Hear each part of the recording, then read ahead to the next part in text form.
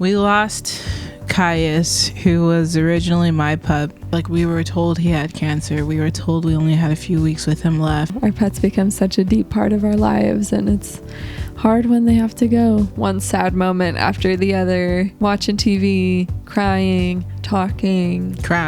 But you just take it one day at a time. You just get through today, and then tomorrow will happen.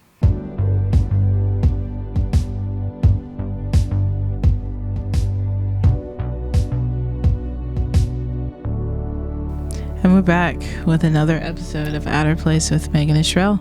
I'm Sherelle. And I'm Megan. What's up, guys? It's been forever. It's been like 3 weeks. It's been a solid 3 weeks. Yeah. Although, we did like a little mini episode, I think, somewhere in there. Yeah, we did little check-ins, but it's been forever since we've actually sat down to talk with you guys. How are you doing, baby? I'm good. I know that we're going to be like real today, so I'm like trying not to already tear up. Oh my gosh. I feel like I should have stuck a box of Kleenexes right here. I know. If you're new here, welcome. And we are wives, we're besties, we live out by the beach, we play music together, and we have a dog. His name is Aliko, and I'm realizing this is the first time in our introduction where we only have one dog. Now you know what we're talking about today. Yeah, Caius died a couple weeks ago, and that is why we have taken some time away from all of the stuff we usually give to you guys. So thank you for giving us that space as we grieve and adjust. It's been a minute. Yeah, it feels good to be back at our place, though. I know. It feels good to get back to the things that you're good at. But I will say, I tried to like rush into creating too soon, and I was just not having it. Yeah. Like, I couldn't edit. I kind of hated everything we were creating for a week there. I was like, I'm not giving to anybody, and I needed that time. Yeah. And if you're listening on Spotify or Apple Podcasts, normally we will make a bunch of videos for YouTube and shorts and vlogging, and I don't know. We've been getting super creative, and then this all kind of happened, and so yeah, we just needed to take a break, focus on being sad. Yeah, so I want to let you guys know. We lost Caius, who was originally my pup. He and I went everywhere together. I adopted him from some friends who couldn't watch him anymore. I lived with them. They were roommates of mine for a while, so I was there when he was a puppy. Then I did some traveling, and then they said, "Can you come have him? Like, will you have him so we can keep him out of the kill shelter out here?" And I was like, I'm on my way. Oh my gosh. So this cute little Australian Shepherd. This little wiggle butt, fluffy butt Australian Shepherd. Him and I were besties. We went everywhere together. And my whole goal was to make his world as big as possible when I got him. And I'd like to think that I did that. You did. You definitely did. So he was my emotional support animal. Mm-hmm. Yeah. I snuck him into some like national parks and some state parks where I was like, he has papers. You definitely made his world bigger than possible, than should be possible, sneaking into places. Yeah, the only thing I didn't do was I didn't get to travel like internationally with him, and I had some places on my bucket list to take him, but you guys were like Sherelle and Caius, it's like two peas in a pod. Like, you don't have one without the other. And even when you and I met, I don't know, I did meet him on the same exact night that we met. Probably, because why wouldn't you? Him and I were like attached at the hip. Yeah, so well, the night that we met was a showcase, so we were both playing music, and then you invited me to one thing and then another thing, and I ended up at your place. Yeah, she came over to my place. I came over for a movie with you and your friend, And so I think that's probably the first time I met Caius, right? Mm-hmm. And he did not like Megan at all. I would just like to say he was not a fan of Megan when we first met. He like spent a lot of time glaring at you, and yeah, it's like when you and I would sit on the couch, he would be putting his head right in between us, like staring at you, and kind of, and then anytime he would look at me, he'd be kind of like judging me hardcore. Yeah, you guys worked on your relationship though. Yeah, I love him so much. And yeah, but you two, I was definitely like the stepmom in the best way. Like, I had so much fun with him. I had so many cuddles, and he's just like, he's the type of dog where, and I never met a dog like this. I used to have a golden retriever growing up, and but our golden retriever was just kind of like a normal dog, I guess I would say. We loved him, but he didn't have this big personality or anything like that. Yeah, Caius had a personality. Yeah, it's like when I met Caius, that was the first time I was like, this is like the best dog I've ever met. Like, he just looks you in your face, looks you into your soul with like the most unconditional love. And, you know, unless he's judging me because you and I are trying to be together, but just he never disliked you. He did judge you though. Yeah.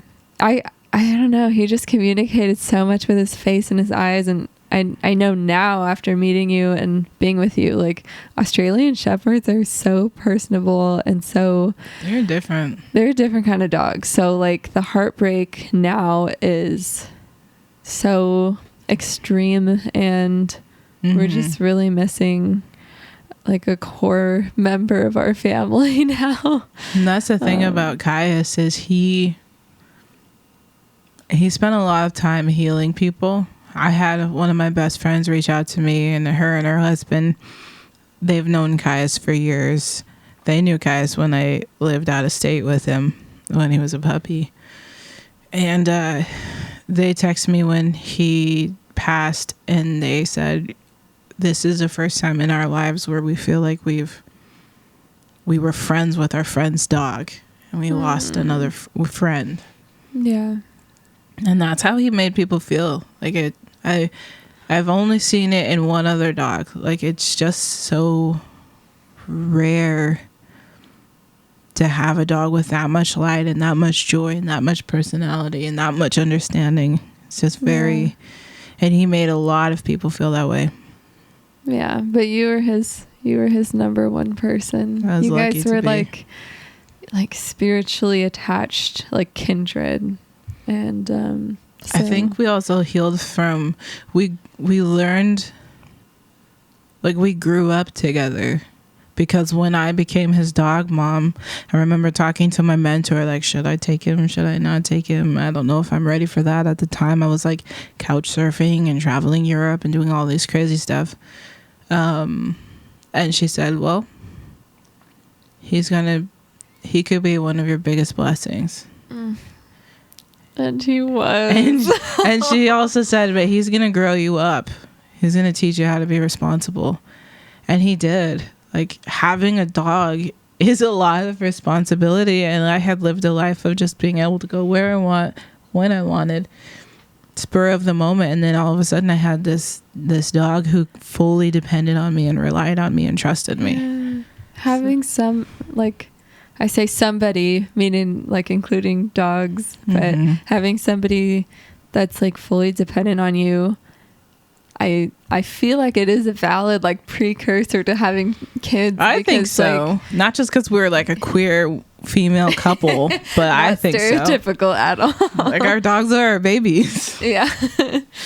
But yeah, you just have like such deep love for them, and you do really need to like grow the F up right away. Like, yeah, because you need to be fed, you need to be taken outside, you need, attention. And yeah, I can't be gone all hours of the night because I have this dog that I have to feed dinner to and let out to the bathroom. And yeah.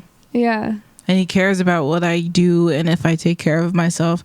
That's another thing, is I have PTSD, so he was completely in tuned with that, and he knew when I was gonna have an attack before I did, and he was just ready. Like he would just like put his paw on my leg, and I would, before I even started the panic attack, I just like got into position and just knew, okay, this is gonna be a rough one, but he's right here.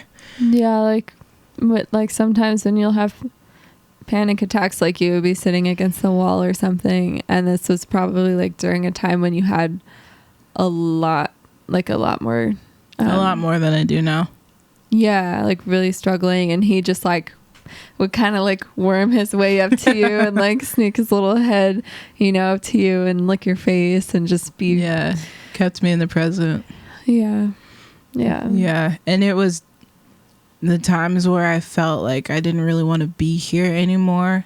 It was so easy to remember him and to be like, well, I have to be here because he needs me, Yeah. So part of the reason why I feel like this time in our lives is like especially heartbreaking is because, so if you like have been kind of listening along to our journey together, our pup got cancer, and so like a year ago our vet would have told us we have 8 or 9 years left with him. Well, she did last year at his last checkup. He said, man, Caius is in his prime. He's got 8 to 9 more years, if he stays healthy. This is it. Like, yeah. And then like just like that, we felt his like lymph nodes in the front of his neck, and it was just like there's something there, and that's freaky. And finding out that he has cancer, and we got a good like couple of months extra with him because of everything that we did to love on him and give him meds and stuff, and having great vets. Yes. It's just tough though, Understatement. I do know. But that's why it's especially hard, because we were envisioning, we got our puppy Aliko. He's 2 years old now, and he's also an Australian Shepherd, but we got him to be best friends with Caius, and they were best friends, and we envisioned them having like years and years together as brothers too. And I envisioned like watching my pup watch me become a parent, and like going on the walk with our kid, and our kid is like walking next to Caius, and Caius is getting older, and just the beauty of that, like just the beauty of watching this dog have this full, huge, long, beautiful life and walk with me through such a giant chunk of mine. And I didn't get him for nearly as long as I wanted to have him. Yeah. But it's life. Yeah. You don't get to choose. It's like it can change at any moment. And we had our vet come and be in our house, and she's like the sweetest and so caring, and she even like brought a tissue box, and we were like, oh, that's so nice of you. And she was like, I was crying on the way here. Yeah. Like she has a red tri that's 8 years old too. Like just a little bit older than Caius. She had one. Yeah, so it was like especially close to home, but she was willing to come and put Caius down at our house in comfortable space, and we tried to like make it a sacred space and just try not to, I don't know, go crazy, but we did. It's just like there's no way you can prepare for that, because it was literally that morning he had like a rough night, and he's getting so frail because of the cancer, and you were holding him, and it was just like, it was like 3 a.m. and I had him in my arms, and I looked at Megan. It's like, I don't know if he's going to make it through the night. Yeah. So then we woke up, and it was like, today's the day that he needs to be let go. So we didn't want him to suffer anymore. Yeah. So I took the day off work. I took a few days off of work, and my boss and my coworkers, everyone was so like understanding and just really nice about it. Which might not happen a lot because I feel like people don't treat the loss of pets the same, obviously, as people. But I think our community does, though. Our community does. You guys who've reached out to us, loved on us. You really have. Like, when I didn't have it in me to respond or to text back or to write a comment back, I felt every one of you and your love for us and for me and for him. So thank you for that. Yeah. I agree with you. Like, I felt really, loved, and even people that might not have gone through this kind of thing before, like seeing us post about like, hey, we had to let our dog go, texting and reaching out and just being like, I'm so sorry. Our pets become such a deep part of our lives, and it's hard when they have to go. Mm-hmm. I think that was the most unexpected, painful part of this, was me being the one to have to call and make the appointment. Because if it were you or a parent or a sibling, like, you would have your own autonomy if you were walking through that. It wouldn't be my call, hopefully. Right, like, he's fully dependent on... And our vet said something so profound, and when she came over, she was like, you're giving him like one last gift, because she put in the drugs. He felt really good, and you felt ecstasy. He felt pure ecstasy on his way out of his body. And his last day was so full and so beautiful and peaceful and painful and brutal and just perfect and sad all at the same time. Yeah, it was like the clock was ticking till the vet was going to come over, and we like went to our special spot on the bluffs, like looking out onto the beach, and we went into the forest. We went to all these little like nature places that we like to go with him, and that you've had like special time with him, moments with him. And he's like, his body was like getting weaker, so he couldn't go and do a ton of things, but we noticed like he lit up. He would get the will to like, he would light up when we wanted to go somewhere with him for us. Like, he would do anything for us, and it was like, he was just a perfect dog. So yeah, I did realize that last day I had my last walk with him, just him and I. It's a place that I've walked with him hundreds of times, and I looked down at him, and he's got this like grin on his face, and he's tired, and I can tell he's tired, and he's tripping, but he's trying. So I cut it shorter than we usually went, and I looked down at him, and I realized he will do anything I ask him to. Like, this walk is hard for him, but he will do anything I ask him to. And then I also realized in that same moment, that doesn't mean that I should ask him to anymore. Because if I had my way, I would just get to love on him another day, hold him another day, be with him another day, sit with him another day.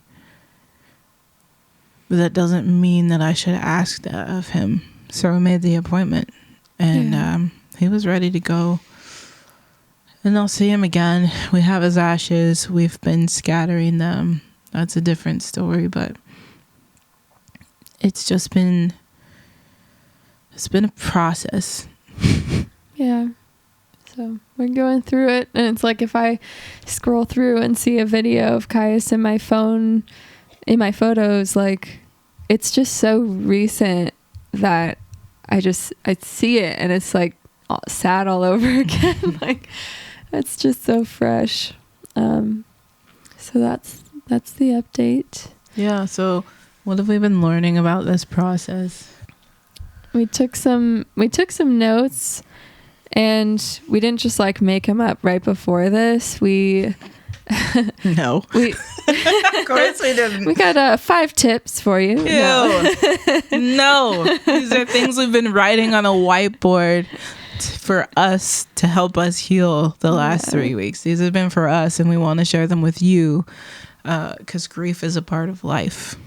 Yeah, we've had a little. We just want to share a journal with you guys. We had a blank whiteboard on our fridge for like the past few weeks, and we've been writing little notes to ourselves and to each other on it.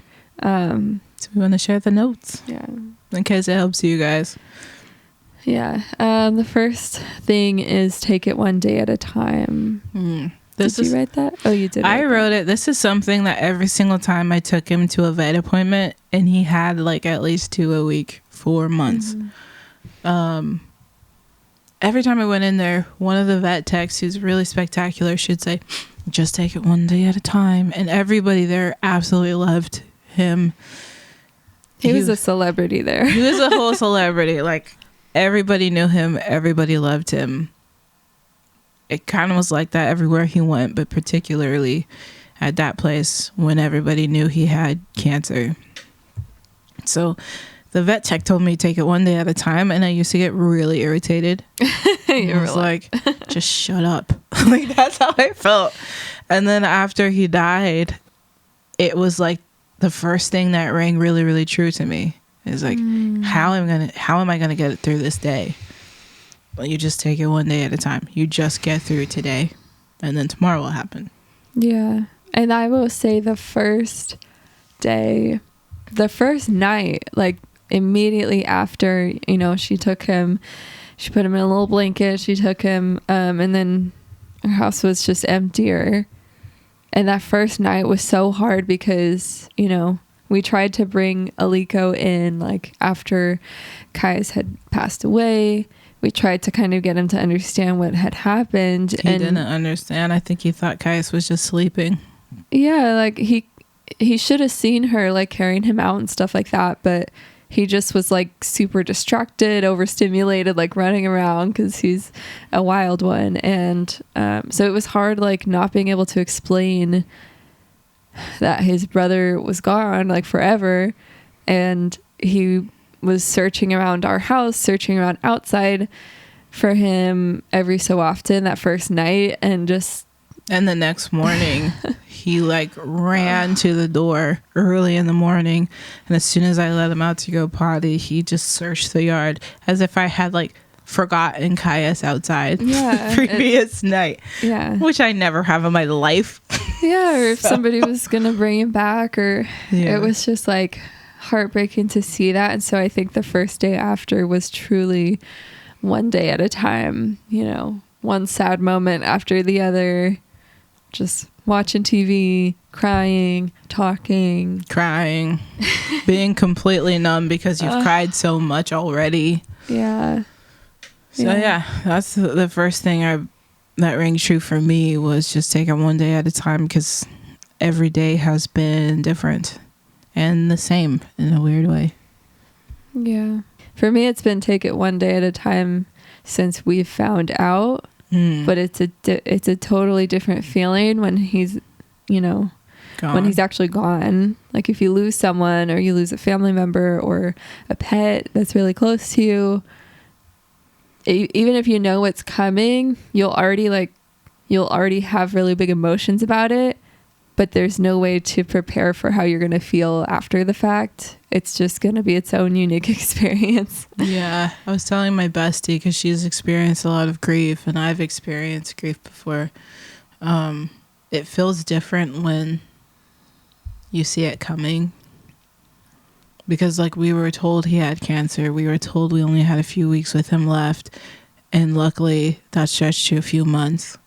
I've had a friend die suddenly, completely unexpectedly, and that wrecked me. She was young. She was my age. And then having Kaius die, this being that was so close to me, like arguably, like other than you, it was like he was like the closest to me. And my best friend, Yeah. It was like a very close-knit circle, and he was in it. Mm-hmm. And losing him over a course of months where I knew exactly where the outcome was and I couldn't change it.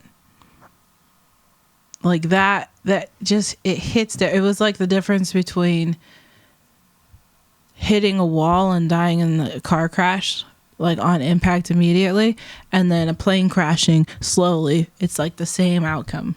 Yeah. It's set in the same horrible place. You can't change it, and you see it coming. They both have their pros and cons, because it is a little bit torturous to day after day see your dog get weaker and sicker and all of that. But I will say this is like, you know, it's the best case scenario to like your pet is of old age and you can see the signs, you know, that is the best case scenario because you can see it coming and you can say goodbye. And but this, it's like, at least we got to say goodbye and make it really comfortable for him. Yeah. Yep. What's the next thing? Oh, you wrote this one. Megan wrote, choose to create joy. Or did I write that one? Choose to create joy. What does that mean for you? I don't, you know, a moment doesn't come to mind, but I do think that even in like the days following us putting him down, there were moments of like just complete laughter and stupidity. And yeah, because Lika was a goofball in all circumstances. Yeah.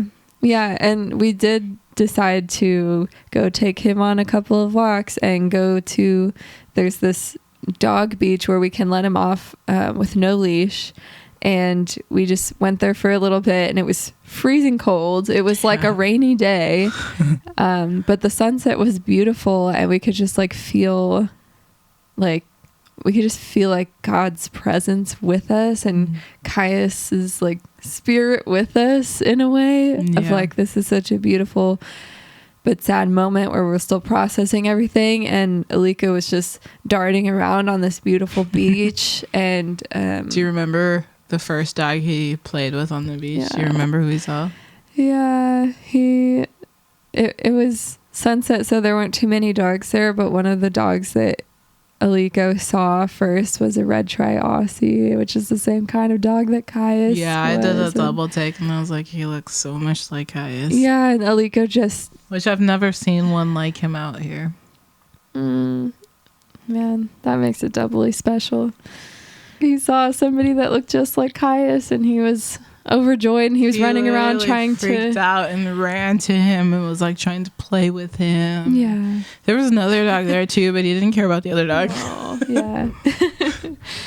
Oh, that was a really sweet moment. But yes, joy, I think we've said it in the past, but now more than ever, joy is so tied with grief and sadness. It's just the other side of the coin.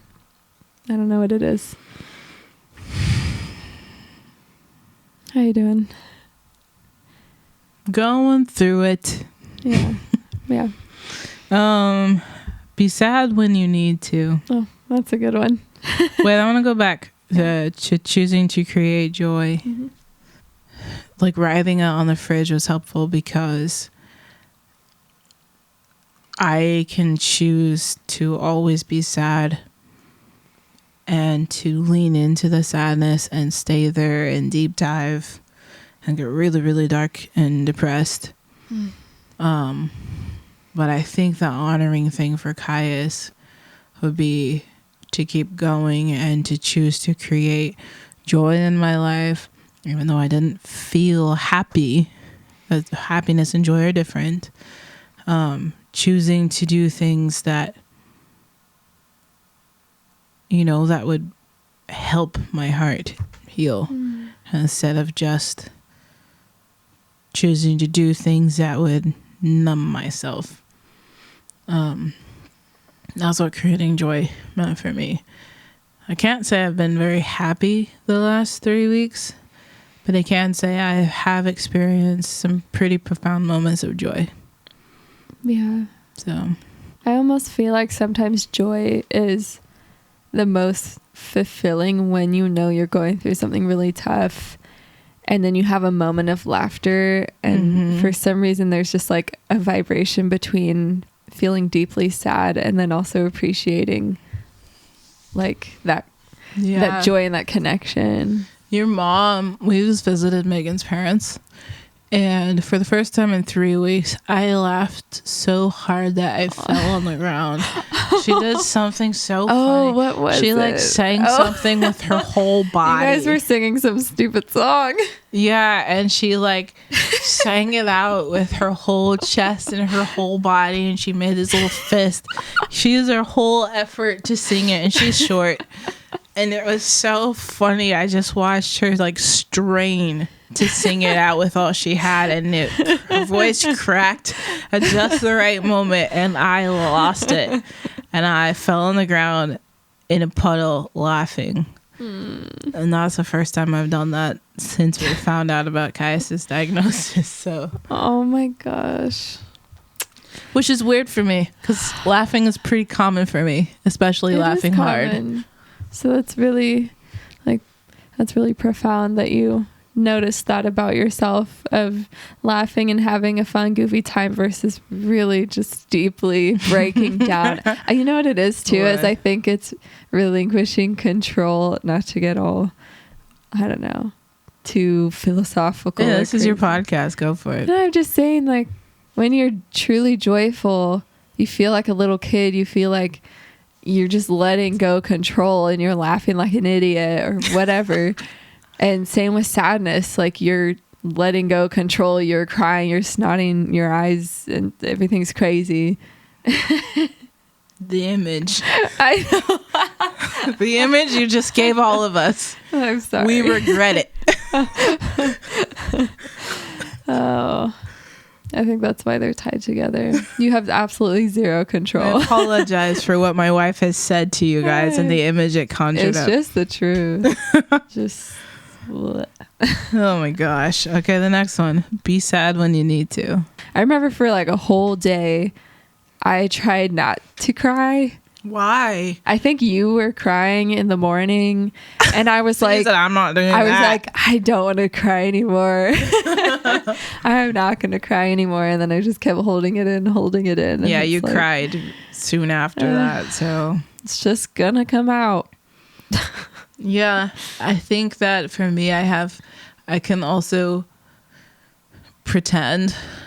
Like, I've experienced a whole hell of a lot of grief in my life. It sucks. Why laughing? It's just a lot of loss. That's why I thought Caius was untouchable, because I was like, surely God will not allow me to lose my pup after all of this shit. Yeah. But it happened. So I can like tough it out, and I've done that, you know, when my parents didn't come to our wedding, I toughed it out. You know, when I had to confront somebody who abused me in my past, I toughed it out. When I had to quit a job that was toxic and I had gotten injured from, I just toughed it out. And with Caius dying, I didn't tough it out. I didn't fake anything. I just chose to be sad when I was sad. Like, I chose to feel the feelings as they came, and not pretend, and not sugarcoat them, and not like try to be bigger, better, or braver than I am. I think it's important, especially if you're losing a pet. Like, society doesn't really make that much room for us to grieve our pets, which is unfair. It's just kind of, I think a lot of people do have empathy for it and experience with it, but it's kind of like, it's kind of, if you know, you know, yeah, vibes. It's definitely like a misunderstood grief that's every bit as valid. You know, I have friends who've told me that losing their pet was harder than losing their parent. Wow. But yeah, it's just something that I had to feel fully and not sugarcoat it and not like try to be over it after 2 days. You know? Yeah. I love that we both just kind of went through the motions. we had some time to mentally prepare, which is impossible to mentally prepare. But I am thankful for that, because I think we also allowed ourselves to think, when this happens, we are going to sit in the sad and we're going to find the joy. Like, if this was something sudden that happened, I don't know if we would have been able to let go of control that easily of let's just be sad, because if something sudden happens, you're like in shock. You're having whiplash. Yeah. I do remember going through that process with you and telling you, like, when we put him down, I'm going to need X, Y, and Z. And we kind of set ourselves up to have the space to grieve. Yeah.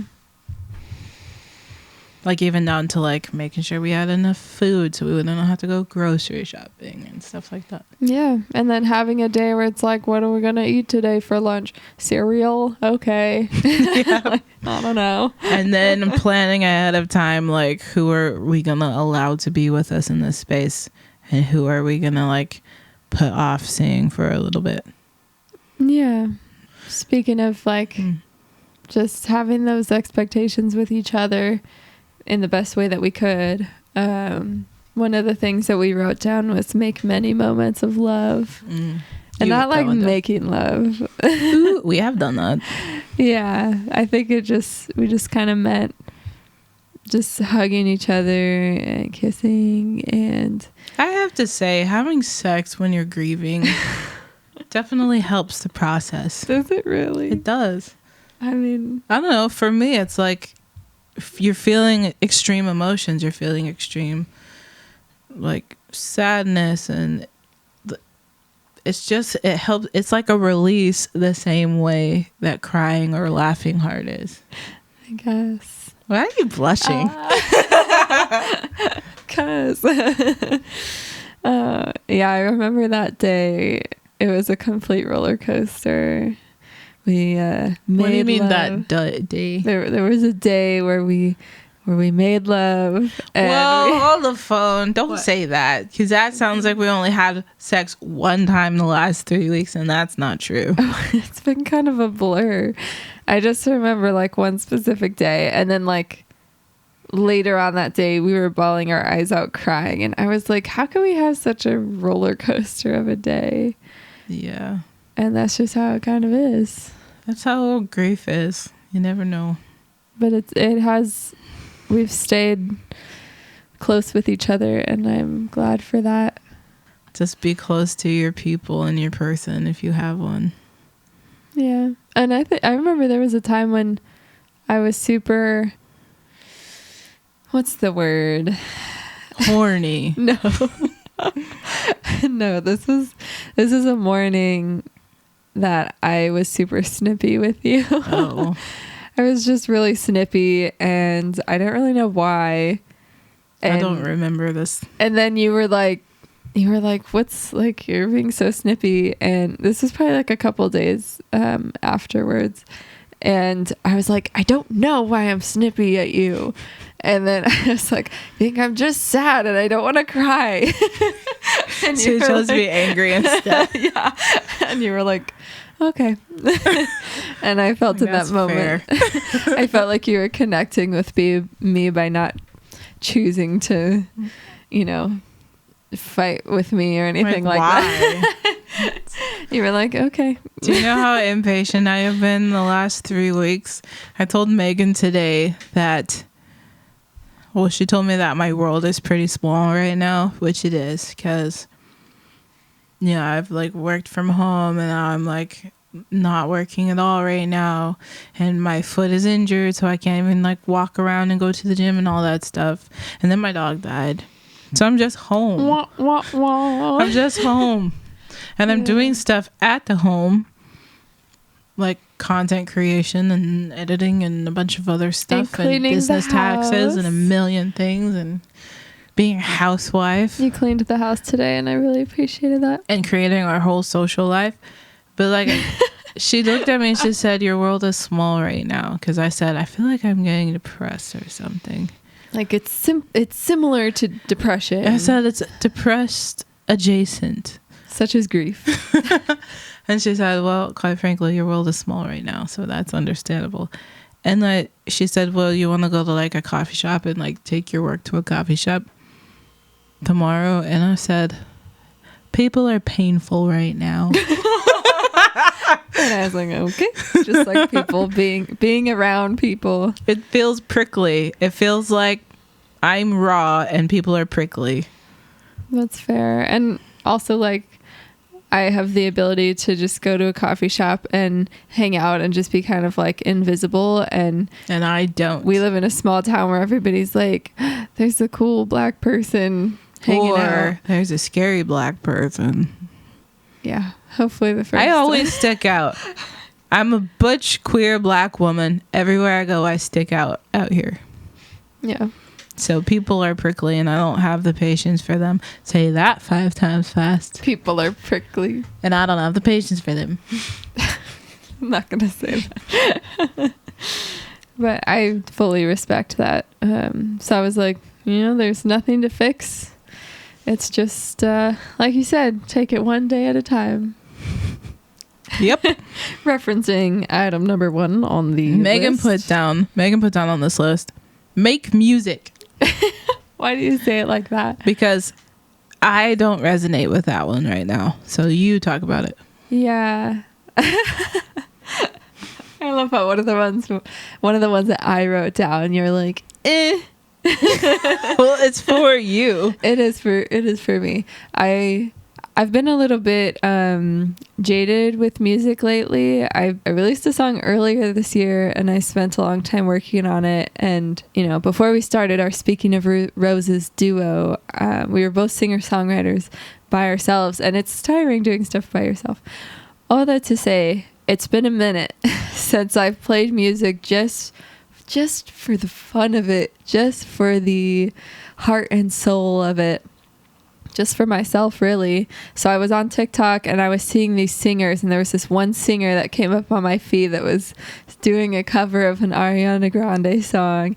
And I was like, their voice is like so beautiful and they're making me feel emotions about these lyrics. And I was like, I should start doing cover songs again. So I opened up the keyboard and started just singing cover songs again. And I don't know. So after that, I put make music on the board, mostly for myself, because it just felt like an escape from, not even an escape, it's just like in your body, it feels good to sing. And I don't know. So I had that special time because I haven't done that in a while, So.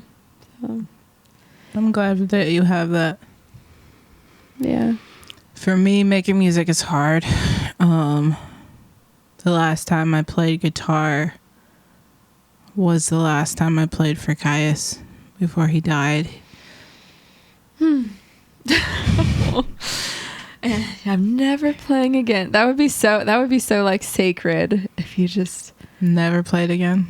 Everybody would be so sad. I retired. I would be really sad, but and that whole EP that's coming out, I just don't release it. Oh God. No, he was laying there exhausted, but he always loves when I play acoustic guitar. He like falls asleep. He falls into this really, really deep sleep, and he was like struggling to breathe. So I just played guitar for him at like 4 a.m. to help him fall back asleep, and he fell into a deep sleep. And he never woke up again. No. He woke up and we had an awesome day. Until yes. So yeah, I haven't touched my guitar since then. And I would say, you say make music and I just say make art. Because in the months leading up to his death, I made a lot of art. I wrote a lot of songs, went to the studio, worked on songs I was preparing to release, created a lot of videos, wrote in my journal, wrote a couple more chapters in my book. Like I wrote a lot and created a lot while I was processing him dying right in front of me. And then when he died, I feel like that light just got really, really, really dim to create. And trying to force it before it was time, like, just made me really, really angry. Megan's borne the brunt of that. Like, asking me, like, are you ready? And then I became a dragon. I was like, I will never be ready again. Well, I appreciate you. Like, this is a new experience for you and for me and for us. And we're just processing it at our own pace. So me being like, I don't know why I'm upset, and I've been snapping at you all morning, and you have grace for that. And you saying, I don't know why, but I'm not ready to do anything. I'm not making anything for anyone ever. You do turn into a dragon. That's your animal. But a dragon is my spirit animal. Yeah, I wasn't going to say that because I feel like that's not politically correct now. Okay, a dragon resonates with my soul. Yes. I feel like out of all animals aside from Caius, like, I have the personality of a dragon. Like, I can be playful, and then I can be like, in the same. So I appreciate you, like, processing that with me and us getting on the same page.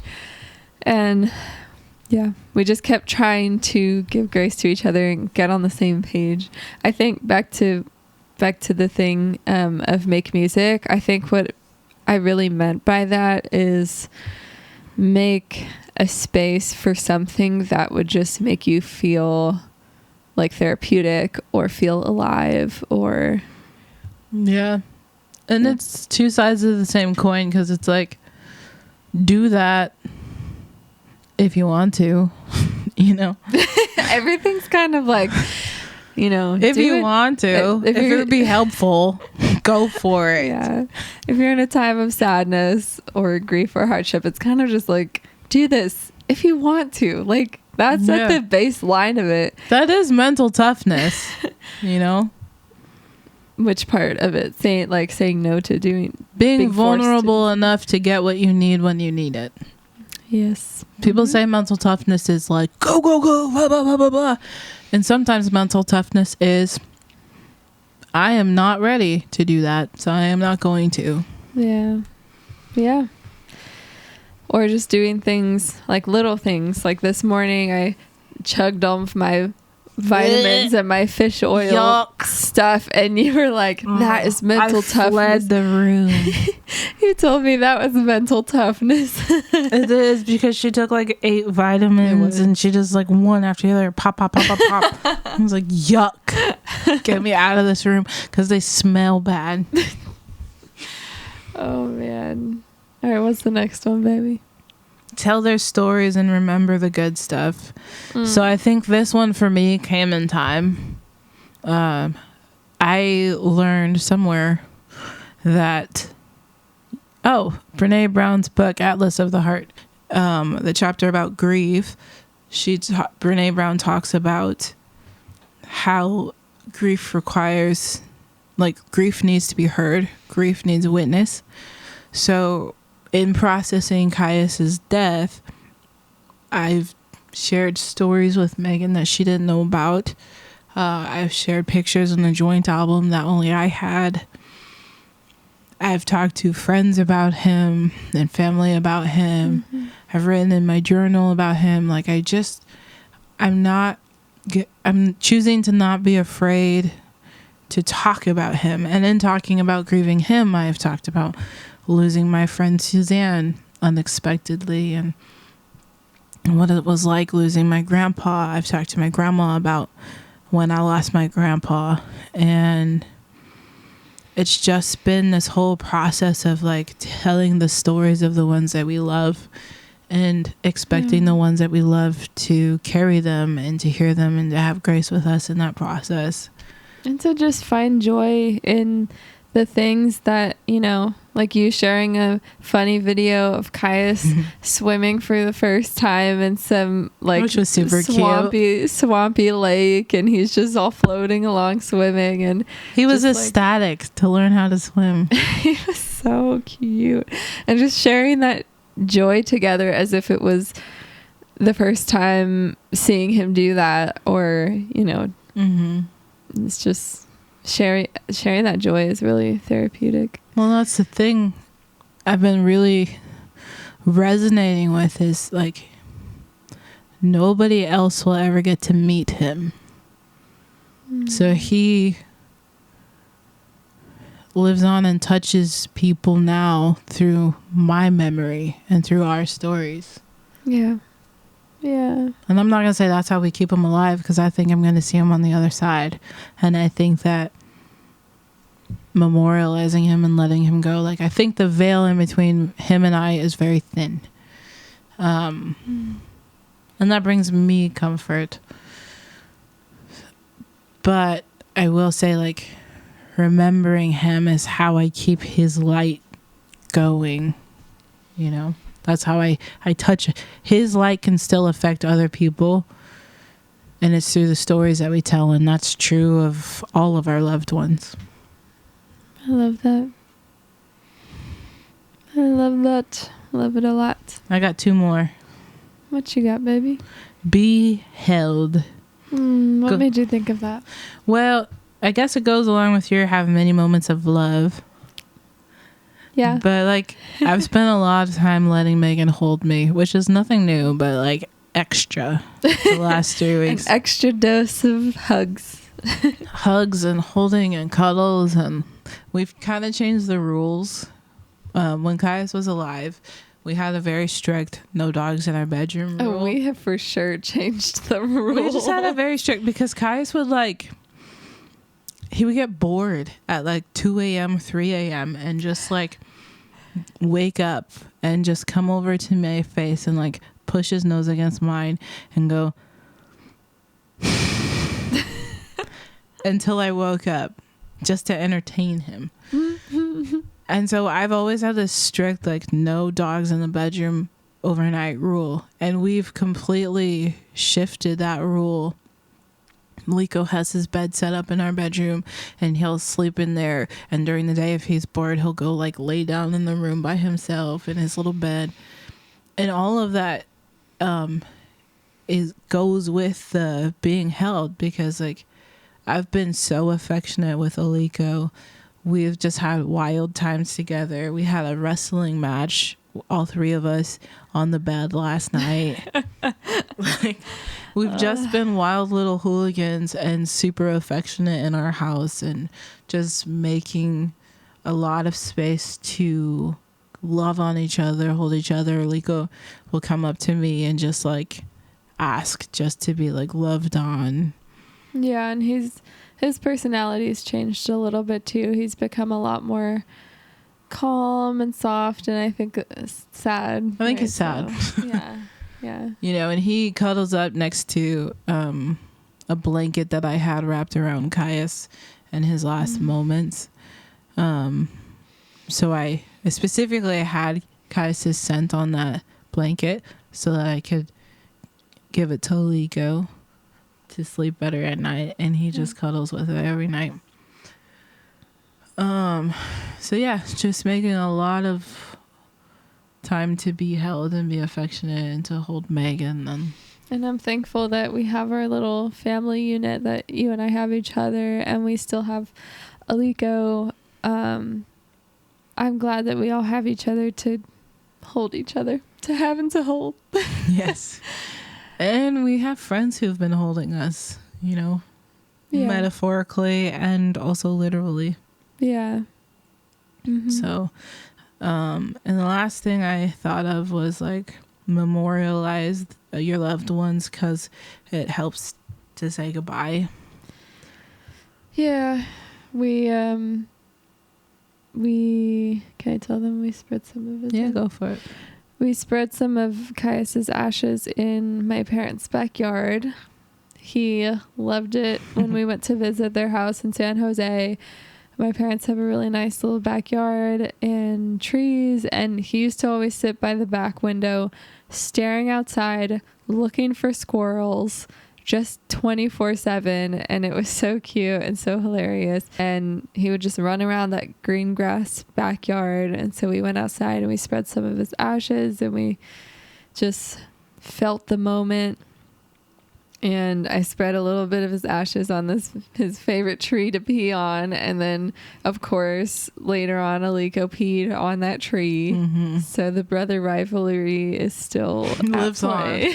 Lives on. Yeah, but that was a really special moment. So I think continuing to do that, we're gonna go to our favorite places and spread the rest of his ashes, and continue to like keep having these special moments to just keep moving on. I wasn't one. I think I so thoroughly believe in an afterlife and like in the other place, mm-hmm. that I never really thought much about like tombstones and graves and ashes. Mm-hmm. So when they gave us his ashes, I was kind of like, I didn't really know what to think. Like I kind of felt like nothing towards it. I was like, I don't even know what to do. Like it was just a weird concept that my dog was in a box. So. Yeah, that's interesting. When I look at it, at the box, my brain has pictures of Caius, like when he was living, like running around. Like I associate that with him, but I don't think that he is like, he's not in his body anymore. His body's like just chalk now. So yeah, but I see it and I think of him. So, but I will say it's not chalk, it's ash. Yeah. I will say like I wasn't expecting it to really mean that much to me when they gave me his ashes, which sounds cruel, but I just so thoroughly believe there's more. Yeah. That I didn't think he was tied to his ashes. But now, in spreading them, it felt like such a release. Like, it felt so good to start to say goodbye. Like, the last goodbyes. It felt so good to let him rest and be anchored to... Not that he's, like, stuck anywhere, but just, like, lay him to rest in a place that meant so much to him. Like it feels like it does have power and it does have meaning. Yeah, I think it does. And for me, any time that we go to one of the places that we spread his ashes, like I'm gonna remember that and feel like he's almost there. Like these are the pinpoints of the places that it's just extra. I don't know.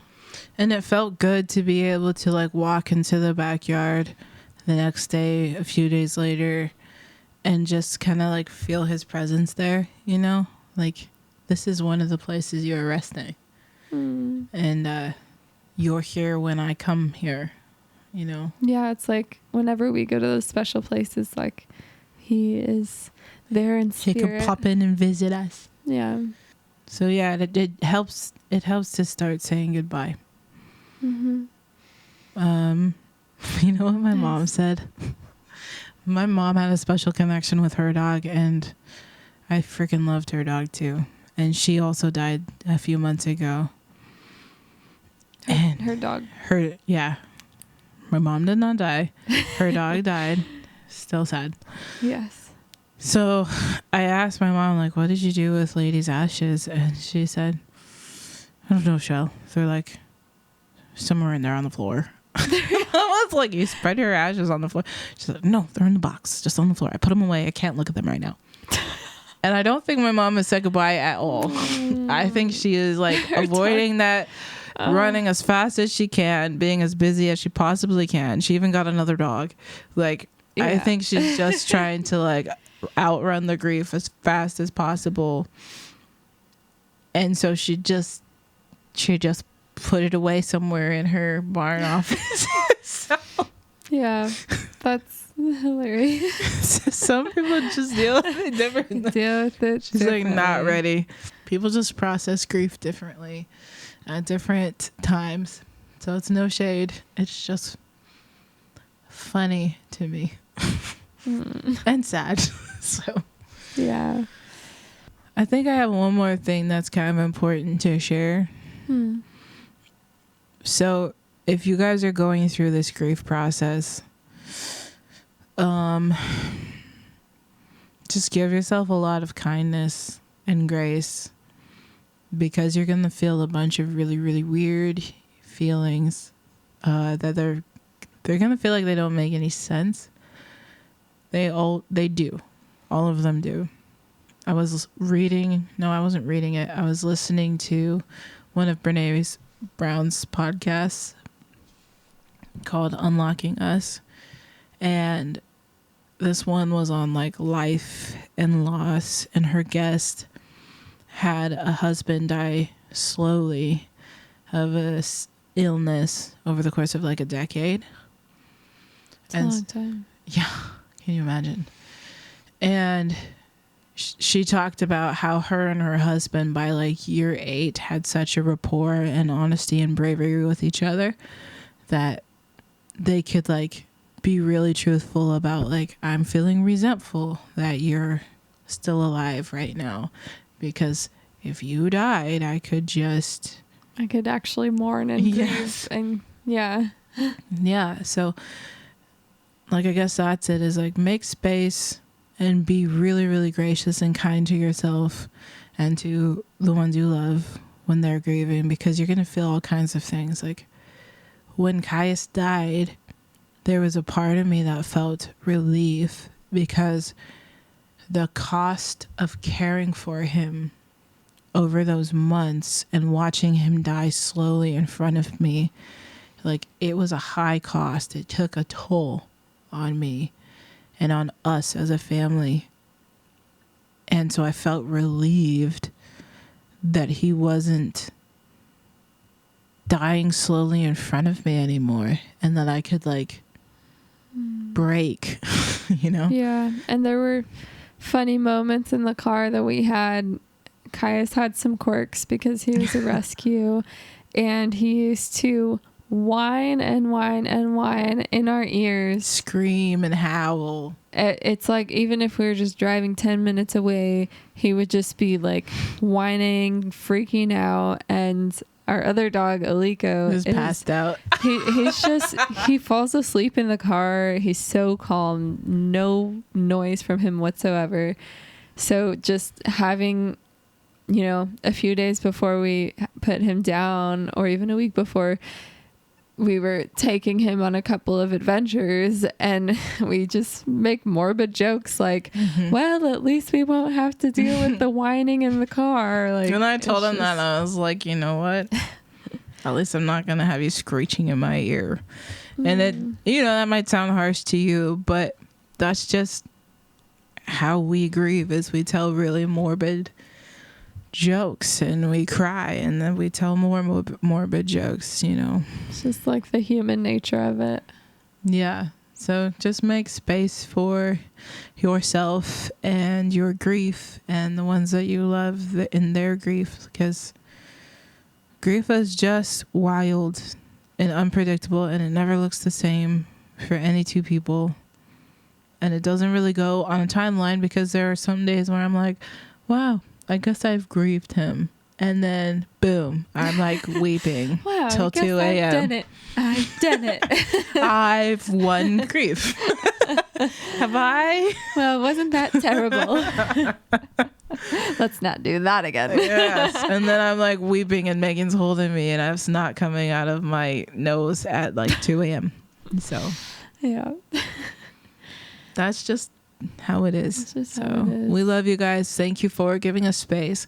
I will like to tell you that Megan was very, very against us not posting anything last week.